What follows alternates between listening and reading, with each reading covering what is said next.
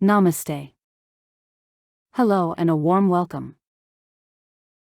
Welcome to Akanksha's YouTube channel Multidimensional Soul and this audiobooks and talk series dedicated to Akanksha's son and spirit guide Arnav. If you have not yet subscribed to this channel, do subscribe, like and share this knowledge and wisdom. Do share your experiences in the comments. What resonates with you the most? What insights do you receive from these teachings? Let's keep this energy of knowledge and wisdom flowing as the energy loves to move, and this is an energy exchange.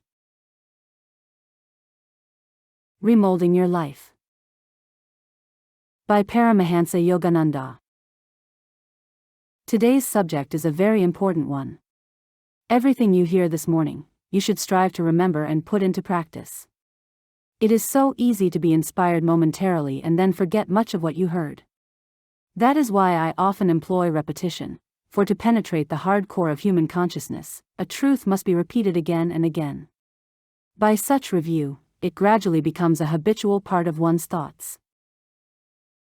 There is a vast difference between just listening to a lecture and applying the truths it contains. Everything my guru, Swami Sri Yukteswar, told me I put into practice. As a result of his training, I have always kept my spiritual priorities straight. I never miss three things: my meditations, morning and night, my exercises, and service to others. These I religiously perform, all else of less importance I somehow manage. Living in the consciousness of God, I find many things that once seemed necessary have become unnecessary. Last night I felt no need for sleep because my awareness of God was so strong. Once in a while I would see my body asleep, but that subconscious sleep samadhi, Nidra Samadhi Sthiti, soon slipped away and my mind and body were filled solely with the consciousness of God. These things that I tell you come from my own direct experience, and one day they will be a part of your realization.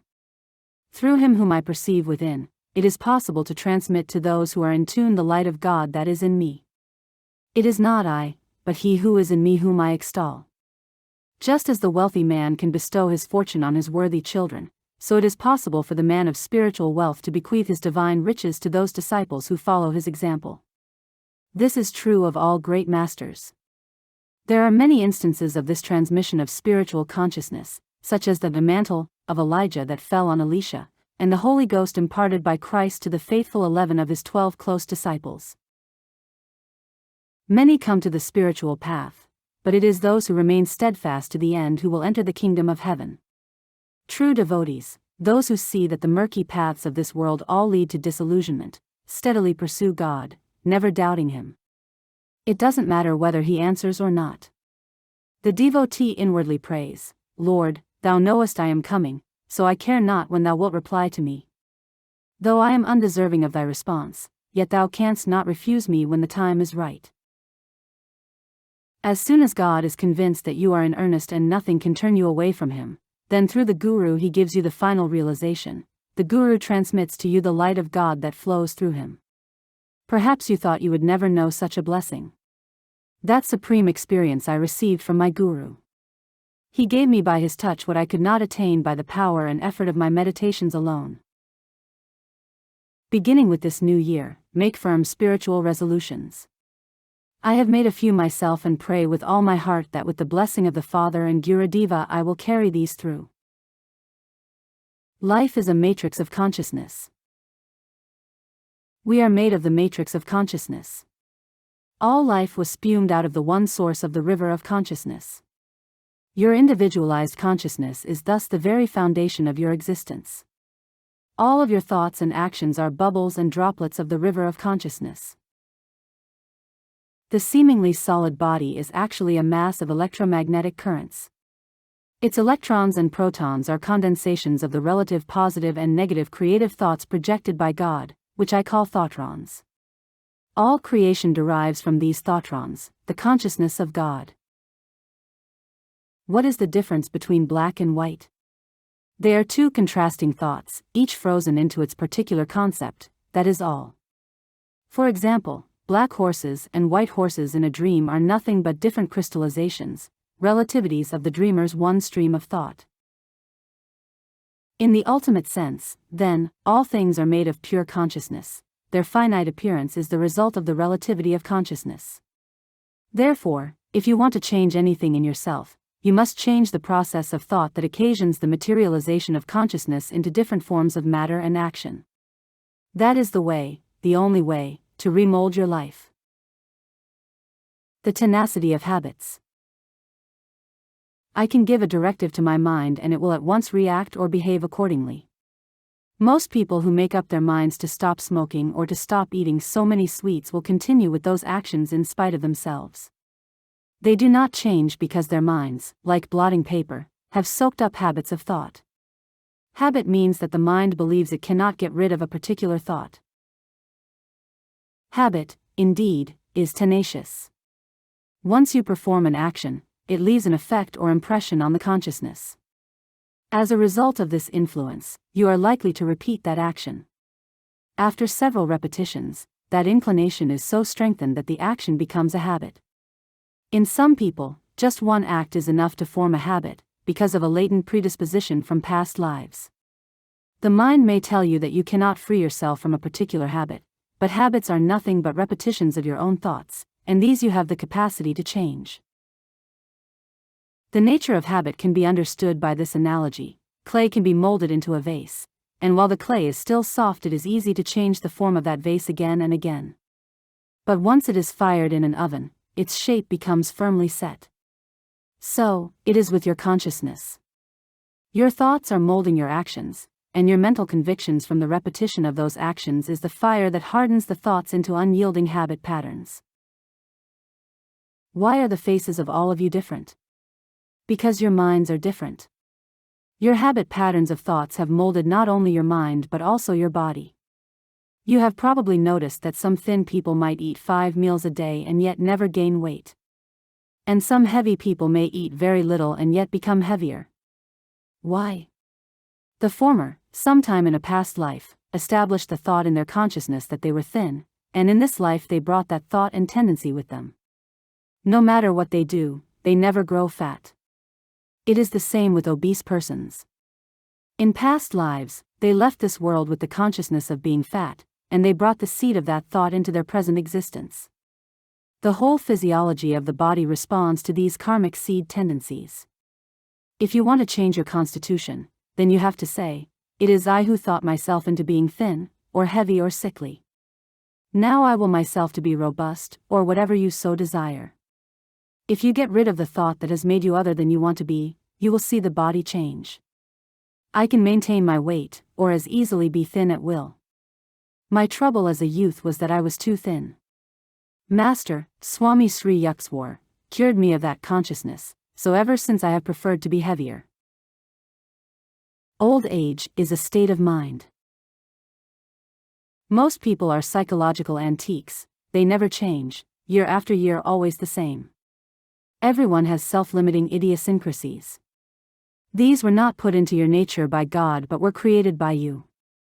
These are what you must change, by remembering that these habits, peculiar to your nature, are nothing but manifestations of your own thoughts. If you feel that your character is not what you think it should be, remember that it was molded by none other than yourself. Certainly, there are outside influences, but inner acceptance is the determining factor. If everyone says that Johnny is a bad boy, and Johnny accepts that condemnation, he may not make the effort to be good, he adopts that negative thought. But if he had refused to accept it, he could have been different. One must never give up hope of becoming better. A person is old only when he refuses to make the effort to change. That stagnant state is the only old age I recognize. When a person says again and again, "I can't change, this is the way I am," then I have to say, "All right, stay that way, since you have made up your mind to be like that." Try to be more pliable, like children. However, even some children are old before their time because they have lacked the training and have not been given the incentive to change past life tendencies. Their mental clay is already fired in the oven and they grow up with the same inclinations they had in childhood. On the other hand, there are aged people with whom I have talked, just once, and they have changed for the better. God is not a respecter of age, for the soul is ageless. Those who are always ready to improve and expand themselves are like receptive children.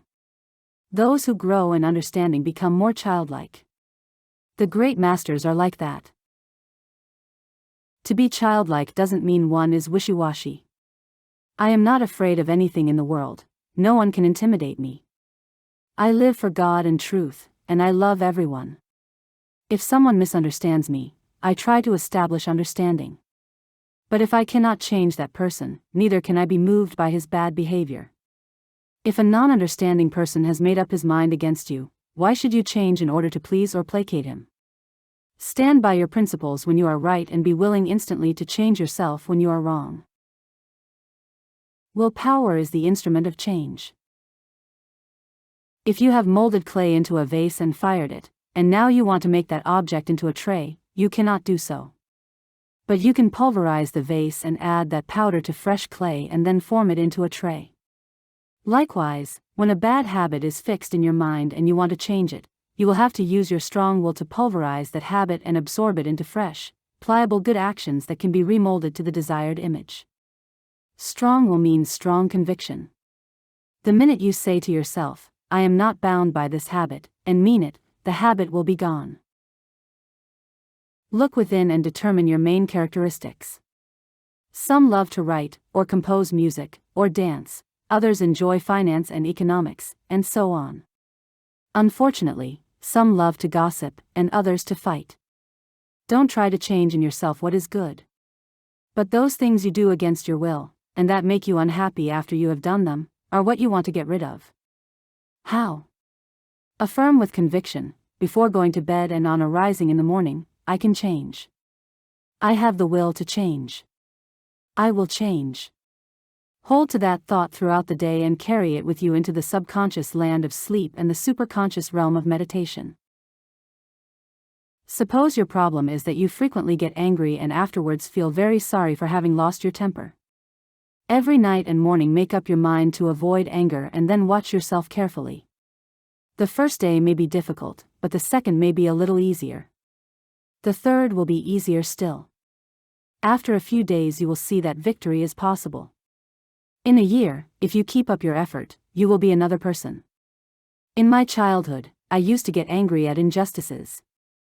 One day I saw how foolish it was. I could not change the world in a minute by a display of wrath. I raised my hands and vowed, I will never be angry again. Since then, I have never been angry within, though I can be outwardly fiery when necessary. When I came to America, 20-some years ago, I saw everyone was drinking coffee, so I tasted it for the first time and gradually came to like it. Lest it become a habit, I made a rule never to drink coffee by myself. Still, there were so many invitations that I found I was drinking coffee all the time. One day, as I ate alone in a restaurant, I realized I missed the coffee. I thought, so. You got me. All right, goodbye, coffee habit. That was the end of it. In the past 20 years I have never touched it. Just last night, some friends served coffee to me. It tasted all right, but it will never again be tempting to me. Freedom is to act for your highest welfare. You must be free, unenslaved by habits, or the wish to please society, or anything else. To be able to do, not what you want to do but what you should do for your own highest welfare, that is freedom. For example, temperamental people, addicted to their emotions, love to intimidate and scare the daylights out of others. I say, go ahead, if you must, but remember that you will have to pay for that bad behavior, no one else. Every wrong action goes against one's own well-being. It fails to give the peace and happiness expected. Sometimes it seems difficult to be good, while it is easy to be bad, and that to give up the bad things is to miss something. But I say you will not miss anything but sorrow. Do not be like the naughty child who wants to do the very thing he is told not to do. Everything that the great ones have warned against is like poisoned honey. I say don't taste it. You may argue, but it is sweet. Well, my reasoning is that after you have tasted the sweetness it will destroy you. Evil was made sweet to delude you. You have to use your discrimination to distinguish between poisoned honey and that which is in your best interest. Avoid those things that will ultimately hurt you and choose those that will give you freedom and happiness. In this new year, change your consciousness. Cultivate the right conduct and good habits that lead to freedom. When you can say, I don't indulge in bad habits because they are against my interest, I choose goodness of my own free will, that is freedom, and that is what I want for you. Both discrimination and willpower are necessary. Remolding your consciousness means exercising free will guided by discrimination and energized by willpower. Discrimination is your keen eyesight and will is your power of locomotion. Without will, you may know what is right through discrimination and yet not act on it. It is acting on knowledge that gets you to your goal. So, both discrimination and will are necessary. Willpower is easy to develop. Try first for small accomplishments. Gradually you will get rid of tendencies you thought you could not overcome. Watch your consciousness. Develop the habit of self-examination, of watching and analyzing your thoughts and behavior. When there are telltale signs of bad habits or inclinations, that is the time to discriminate and resist with willpower. The first time you succumbed to a temptation, you didn't expect that you would be compelled to repeat it. But after giving in a few times, habit took over. Eventually you felt you could not get rid of that habit. But you can, if you use your God-given discrimination and willpower. Habits are simply thoughts grooved deeply into the brain. The needle of the mind plays those records of habits again and again. Even the chemistry of the body responds, as with addiction. Applying mind and will can change those patterns. Don't immediately attempt dramatic changes. Experiment in little things first, to train your inherent power of command. I see that a great many of you here today will be rid of your bad habits as a result of following these suggestions. Think away undesirable thoughts. Start the new year with the resolve to face your bad habits and conquer them. Take the bull by the horns, so to speak, and tame it. Your bad habits are the satanic influence that has kept God out of your life. Good habits can be compared to good people. When they look through the window of your mind, they see they cannot get into your life because the chairs of your consciousness are occupied by bad habits. Evict the undesirable occupants and let the noble ones in. You don't need the help of anything or anyone else to change yourself, just change your consciousness. Very simply, all you have to do is to think away the thoughts you want to destroy, by replacing them with constructive thoughts. This is the key to heaven, it is in your hands. Those people who behave in the same way day in and day out are the ones who refuse to change their thoughts. That is all. There is a saying, a woman convinced against her will is of the same opinion still. Why say this of woman? Man is the same. Everyone must learn to cut out wrong thoughts with the incisive scalpel of wisdom. Thought is a projection of God's omnipotent light and will. If you make up your mind to change, you can use its power to transform yourself. We are what we think we are. We are what we think we are. The habitual inclination of our thoughts determines our talents and abilities, and our personality.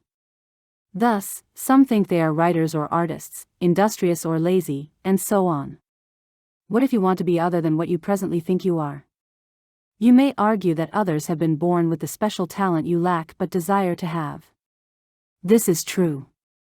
But they had to cultivate the habit of that ability sometime, if not in this life, then in a previous one. So whatever you want to be, start to develop that pattern now.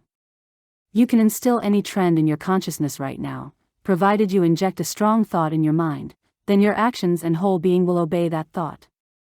Do not settle for a one-track mentality.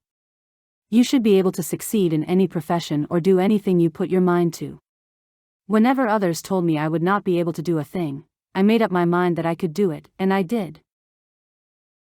Few demonstrations of mind power are more dramatic than the power of thought for good or ill on the health of the body. My guru told me the following story. He had lost much weight as a result of a serious illness. During convalescence, he visited his guru, Lahiri Mahasaya. The Yogavatar inquired about his health. Sri Yukteswar explained the cause of his delicate condition. So, Lahiri Mahasaya said, "You made yourself sick and now you think you are thin. But I am sure you will feel better tomorrow." The next day, Gurudev went exultantly to Lahiri Mahasaya and proclaimed, "Sir, with your blessings, I feel much better today." Lahiri Mahasaya responded, "Your condition was indeed quite serious, and you are still frail. Who knows how you might feel tomorrow?" The next day Sri Yukteswar was again completely debilitated. He lamented to his guru, "Sir, I am again ailing. I could hardly drag myself here to you." Lahiri Mahasaya replied, "So, once more you indispose yourself." After some days of this alternating health and ill health, which followed exactly the expectation of Sri Yukteswar's thoughts influenced by Lahiri Mahasaya's suggestions, my guru realized the powerful lesson Lahiri Mahasaya had been trying to teach him. The Yogavatar said, "What is this? One day you say to me, 'I am well,' and the next day you say, 'I am sick.' It isn't that I have been healing or indisposing you. It is your own thoughts that have made you alternately weak and strong." Then Master said, "If I think I am well and that I have regained my former weight, will it be so?" Lahiri Mahasaya answered, "It is so." Guruji said, "At that very moment I felt both my strength and weight return. When I reached my mother's home that night, she was startled to see my changed condition and thought that I was swelling from dropsy. Many of my friends were so amazed at my sudden recovery that they became disciples of Lahiri Mahasaya. Such phenomenal demonstrations are possible to those who possess the power of realization that everything is thought. When you have yet to attain that realization, you have to keep applying will and positive affirmation until you make thought work for you. Thought is the matrix of all creation. Thought created everything. If you hold on to that truth with indomitable will, you can materialize any thought. There is nothing that can gainsay it. It was by that kind of powerful thought that Christ rebuilt his crucified body, and it is what he referred to when he said, "Therefore I say unto you, what things soever ye desire, when ye pray, believe that ye receive them, and ye shall have them." Let nothing weaken the will behind positive thoughts. Once you have said, "I will never give in." If you say, "I will never catch cold," and the next morning you have a terrible cold and are discouraged, you are allowing your will to remain weak. You must not get discouraged when you see something happening that is contrary to what you have affirmed. Keep on believing, knowing it will be so. If outwardly you say, "I will," but inwardly think, "I can't," then you neutralize the power of thought and emasculate your will. If your will has become weakened by fighting disease or other reverses, you have to take the help of someone else's will to strengthen you through their prayers and positive affirmations on your behalf. But you must also do your part to change your consciousness. That is my advice to you. Develop your willpower and positive thinking, and you will find your body, mind, and soul working to mold everything in your life according to your will. As thought is the most powerful agent in your life, provided you know how to develop and use it, never let the power of your thought be diluted by mixing with weak-minded or negative people, unless you are very strong-minded and can instead strengthen those persons. Failures should align themselves with successful people. The weak should seek the company of those who are stronger. People who have no self-control should associate with those who are self-disciplined. The greedy man, for example, should eat with the man of self-control. With such an example before him, he will begin to reason, "I also can control my appetite." Change your consciousness from mortality to divinity. Just as by the power of thought you can change yourself to be whatever you want to be, so most importantly, you will be able to change your consciousness from that of a mortal to a divine being. The mortal man is he who thinks, "This is the way I live and this is the way I'll be until I die." But the divine man says, "I dreamed I was a mortal, but now I am awake and know that I am a child of God, made in the image of the Father." Though it takes time to realize this fully, it can be done. If when time comes for meditation at night you yield to the thought, "It is so late now to meditate, let me sleep and I will meditate tomorrow," you will be sleeping on into the grave. When the world has surrendered to the drug of slumber, you be awake in God. And throughout the day's activities, think that it is God who is working through you. Give the responsibility to Him. He who thinks of God all the time, can he do wrong? Even if he happens to err, God knows it was His wish to do right. Give everything to God, and you will change because then the human ego can no longer dictate to you. No matter what comes to you, just say, God knows best. It is He who is giving me this suffering. It is He who is making me happy. With this attitude, all your nightmares of life will change into a beautiful dream of God. Darkness is the absence of light. Delusion is darkness, reality is light. Your eyes of wisdom are closed, so you see only the darkness, and you are suffering in that delusion. Change your consciousness, open your eyes, and you will see in the stars the sparkle of that divine light. In every atom of space you will see the twinkle of God's light of laughter. Behind every thought you shall feel the ocean of His wisdom. The dance of life and death, prosperity and failure, have no reality except as dreams of God. Realize this, and you shall see that it is materialized thoughts that are dancing around you, and that you are the ocean of thought. Nothing can stay nor hurt you. Now I ask you to close your eyes and think of one bad habit you want to get rid of. If you concentrate with me as I say the words in spirit, and you believe, you shall be free of that habit. Throw away the thought that you cannot give up whatever it is. I am sending a strong thought into your consciousness that right now you are rid of that habit. Affirm with me, I am free of that habit now. I am free. Hold on to that thought of freedom, forget the bad habit. Many of you will find that the habit you have willed away will never come back again. Repeat after me, I shall remold my consciousness. In this new year I am a new person. And I shall change my consciousness again and again until I have driven away all the darkness of ignorance and manifested the shining light of spirit in whose image I am made. End of talk. This talk, Remolding Your Life, by Paramahansa Yogananda is featured in the book Journey to Self-Realization. This book is part of a series of anthologies of Paramahansa Yogananda's collected talks and essays.